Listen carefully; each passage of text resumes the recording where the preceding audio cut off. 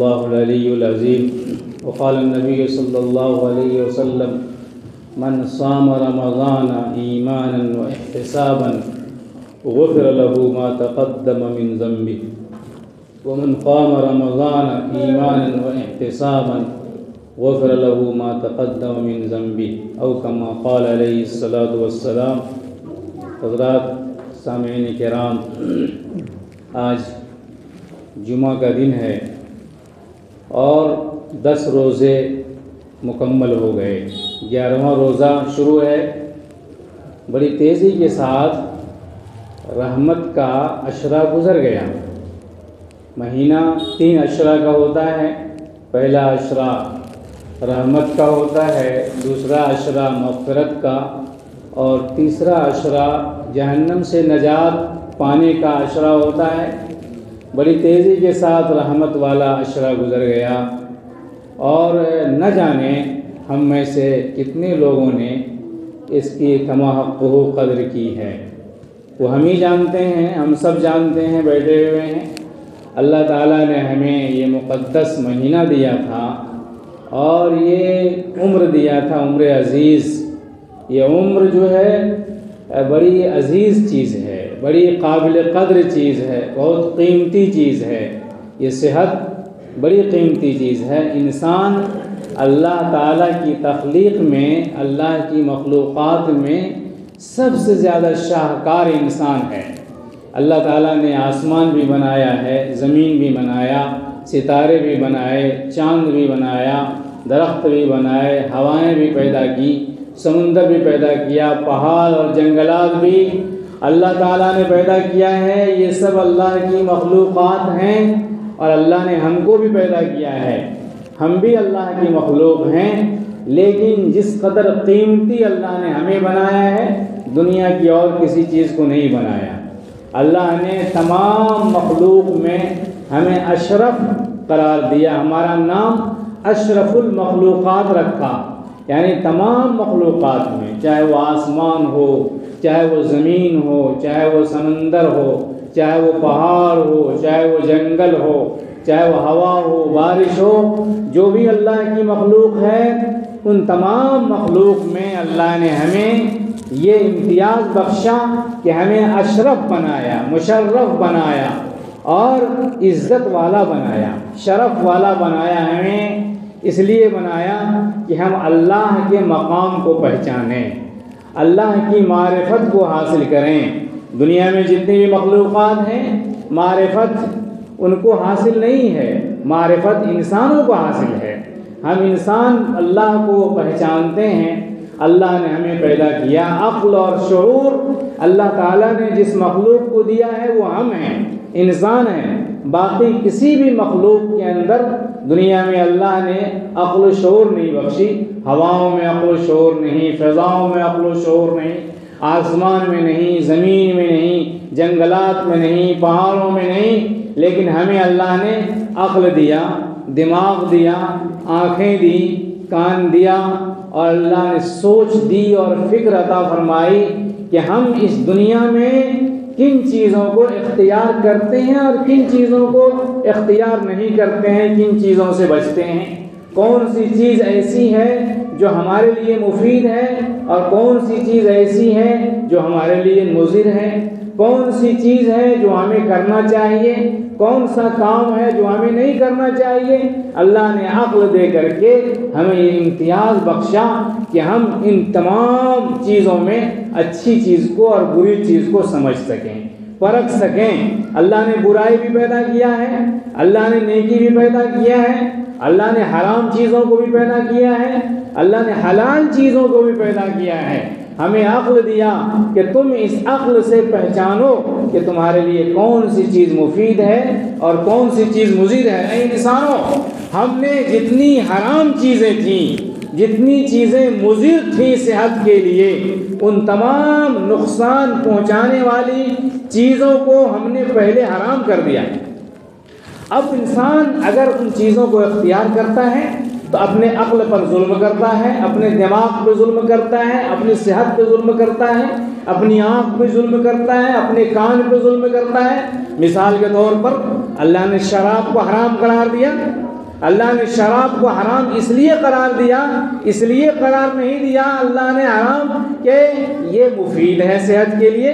آج کوئی بھی ڈاکٹر، کوئی بھی انجینئر، کوئی بھی سائنس، کوئی بھی لیبارٹری آپ کو اس بات کی تحقیق نہیں پیش کرتی، اس بات کا ثبوت نہیں پیش کر سکتا کہ شراب مفید ہے۔ اللہ نے حرام اس لیے کیا کہ شراب مضر ہے، نقصان دہ ہے، صحت کو ختم کرتی ہے، جوانی کو قتل کرتی ہے، دماغ کو معوف کرتی ہے، بینائی کو چھین لیتی ہے، پاؤں کی طاقت کو چھین لیتی ہے، دل کو کمزور کرتی ہے، دماغ کو کمزور کرتی ہے۔ اللہ تعالیٰ نے اسی لیے اللہ تعالیٰ نے قرآن مجید کے اندر زوردار انداز میں انما الخمر والمیسر والانصاب والازلام رجس من عمل الشیطان فاجتنبوه، اللہ نے فرمایا سب سے پہلے شراب، بلا شبہ شراب کو اللہ میاں نے حرام قرار دیا ہے، حرام قرار دیا ہے۔ آپ تحقیق میں جائیں، پوچھیں، لوگوں سے معلوم کریں، سائنس سے معلوم کریں اور نئی نئی تحقیقات سے معلوم کریں، آپ کو کوئی تحقیق یہ نہیں بتائے گی کہ شراب کبھی مفید بھی ہو سکتی ہے، مضر ہے، سرابہ مضر ہے۔ اللہ میاں نے حرام قرار دیا۔ اللہ نے ہمیں عقل دیا، شعور دیا، اللہ نے ہمیں اشرف بنا کر کے اس دنیا میں بھیجا کہ اے بندو، میں تمہارا خالق ہوں، میں تمہارا مالک ہوں، میں تمہارا ہمدرد ہوں، میں تمہارا شفیق ہوں، میں تمہارے لیے مہربان ہوں، میں تم کو جو کچھ بتاتا ہوں اس میں تمہارے لیے خیر ہے، میں جن چیزوں سے منع کرتا ہوں ان چیزوں میں تمہارے لیے نقصان ہے، تمہارے لیے زندگی گزارنے کے لیے وہ طریقہ مفید ہے جو میں بتا رہا ہوں۔ ہمیں اللہ نے بنایا ہے، اس جسم کو، جان کو اللہ نے بنایا، اللہ کی صنائی کی بہترین مثال ہمیں۔ آپ انسان، دنیا میں انسان کوئی گاڑی بناتا ہے، کوئی سامان بناتا ہے یا موبائل بناتا ہے تو موبائل کی کمپنی جب بیچتی ہے موبائل کو تو یہ بھی کہتی ہے کہ بھئی اس موبائل کو فلاں چیز سے بچائیے گا، گرنے نہیں دیجیے گا اور اس میں پانی نہیں گھسنے دیجیے گا اور اس میں چارج اس طرح کیجیے گا، فالٹ نہیں کیجیے گا۔ یہ سب کمپنی بتاتی ہے کہ نہیں بتاتی ہے؟ آپ کمپنی کی بات کو فالو کرتے ہیں، کمپنی کی بات کو مانتے ہیں اس لیے کہ کمپنی کا بتایا ہوا ہے۔ ہم جس کمپنی کے ہیں وہ اللہ نے ہمیں بنایا ہے، ہمارا کمپنی اللہ تعالیٰ، ہماری کمپنی اللہ نے ہمیں بنایا ہے۔ ہمیں اللہ نے قرآن دے کر کے، حدیث دے کر کے، نبیوں کو بھیج کر کے یہ سب کچھ بتا دیا کہ اے لوگو، تم آنکھ کو غلط استعمال مت کرو، تمہارے لیے اس صحت کے لیے نقصان ہے، کان کو غلط استعمال مت کرو، اللہ تو بعد میں پوچھے گا، دنیا میں تم مبتلا ہوگے پریشانی کے اندر۔ آج دیکھ لیجیے آپ، انسان شوگر میں نہ جانے کس کس بیماری میں مبتلا ہو رہا ہے، ٹینشن میں مبتلا ہو رہا ہے، اور انسان خود اپنے آپ میں پریشان ہے، دولت کے باوجود، قوت کے باوجود، پیسے کے باوجود، بینک بیلنس کے باوجود ایک چیز جو انسان سے چھن گئی ہے وہ سکون کی تلاش میں انسان پریشان ہے، اطمینان کی تلاش میں دنیا حیران ہے، امریکہ تک حیران ہے اور دنیا کے بڑے بڑے پرائم منسٹر حیران ہیں کہ سکون و اطمینان ملے گا تو کہاں ملے گا۔ اللہ تعالیٰ نے 1400 سال پہلے قرآن مجید میں فرمایا، الا بذکر اللہ تطمئن القلوب، خبردار یاد رکھو اللہ کی یاد میں اطمینان و سکون ہے۔ آپ اللہ کے دربار میں آ جائیے، تلاوت کیجئے، نماز پڑھیے، ذکر کیجئے، اللہ سے لو لگائیے، اللہ سے محبت کیجئے تو آپ کو دیکھیے کہ دل کے اندر کتنا سکون محسوس ہوتا ہے۔ آپ نے منسٹر سے دل لگایا، پردھان منتری سے دل لگایا اور ایم ایل اے سے دل لگایا، ایم پی سے دل لگایا اور نہ جانے کن کن لوگوں سے دل لگایا اور نہ جانے کن کن لوگوں نے آپ کو دھوکہ دیا، سبوں نے آپ کو دھوکہ دیا اور دھوکہ دے رہے ہیں، دھوکہ دیتے رہیں گے۔ ایک بار آپ اس اللہ سے بھی لو لگا کر کے، اللہ سے بھی محبت کر کے دیکھیے، جہاں دھوکہ نہیں ہے، جہاں سٹہ نہیں ہے، جہاں ناکامی نہیں ہے، جہاں انسان فیل نہیں ہوتا۔ ہم نے چھوڑ دیا، اللہ کو بھلا دیا، اللہ کے در پہ جھکنا چھوڑ دیا، سارے دروں پہ ہم جھک رہے ہیں، ساری دنیا میں رو رہے ہیں، اللہ کے سامنے رونا چھوڑ دیا، آج ساری دنیا میں رو رہے ہیں، سب کے سامنے رو رہے ہیں، سب کے سامنے جھک رہے ہیں، ہمیں کہیں سے کوئی مداوا نہیں مل رہا ہے۔ اس کا یہ خاص وجہ یہی ہے کہ امت مسلمہ نے اللہ کے سامنے رونا چھوڑ دیا، اللہ کے سامنے جھکنا چھوڑ دیا۔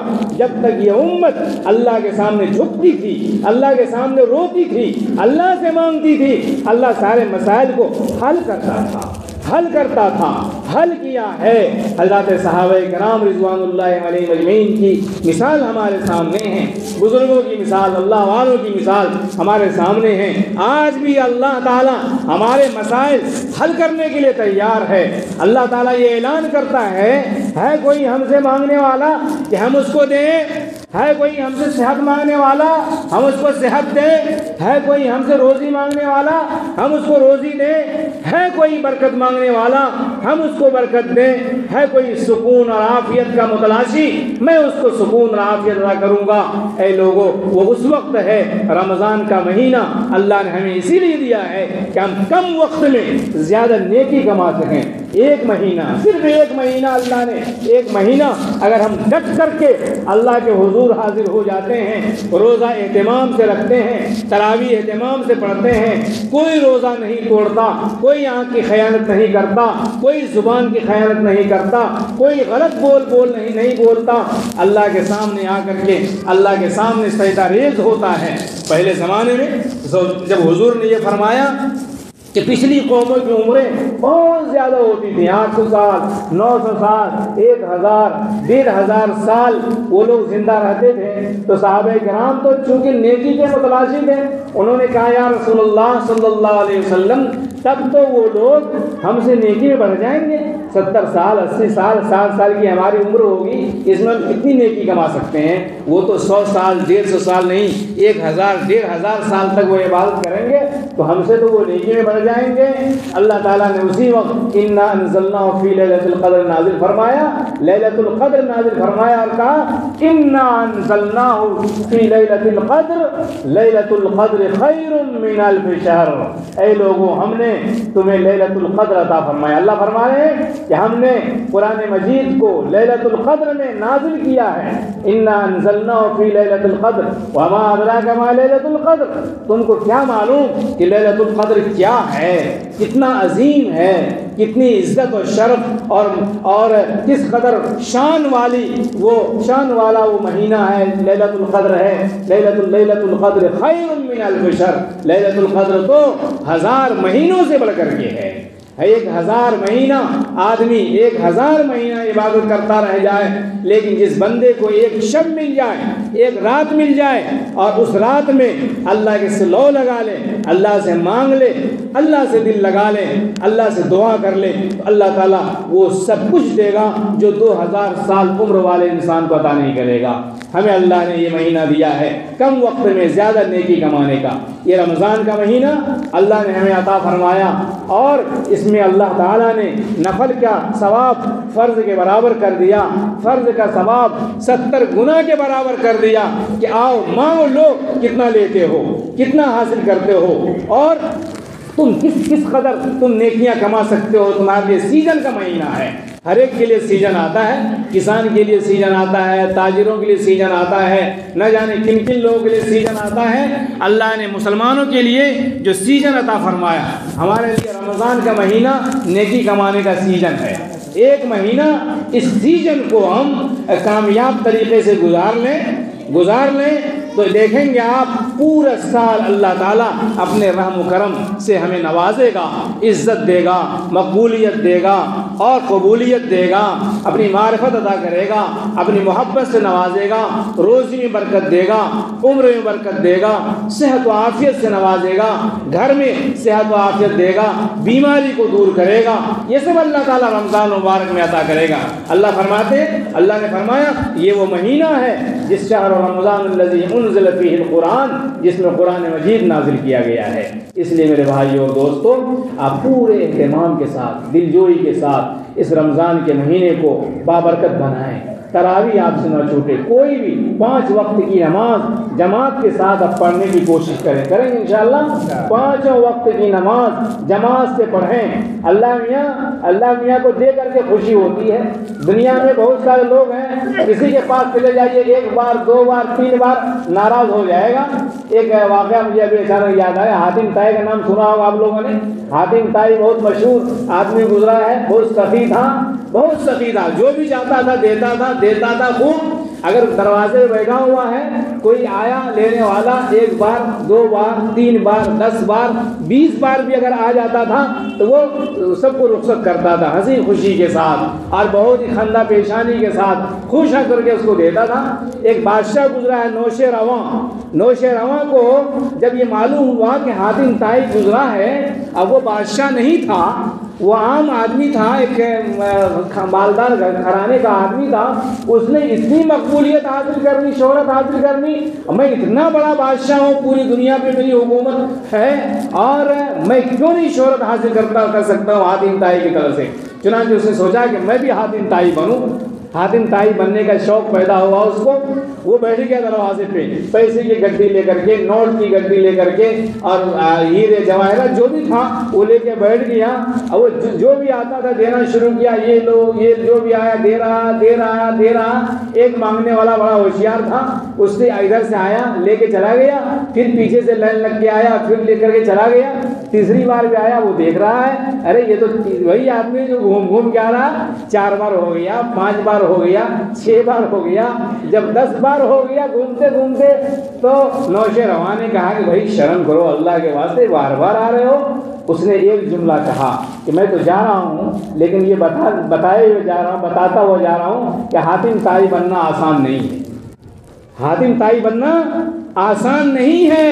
اس ایک جملے نے نوش رواں کی بادشاہت کو خاک میں ملا دیا، اس کی ساری سخاوت کو خاک میں ملا دیا اور واقعی یہ بتا دیا کہ حاتم طائی بننا آسان نہیں ہے۔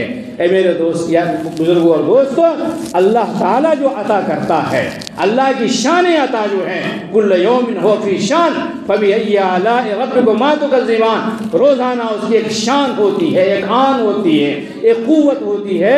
اللہ تعالیٰ دیتا ہے، دے کے خوش ہوتا ہے۔ جو نہیں مانگتا اللہ اس سے ناراض ہوتا ہے۔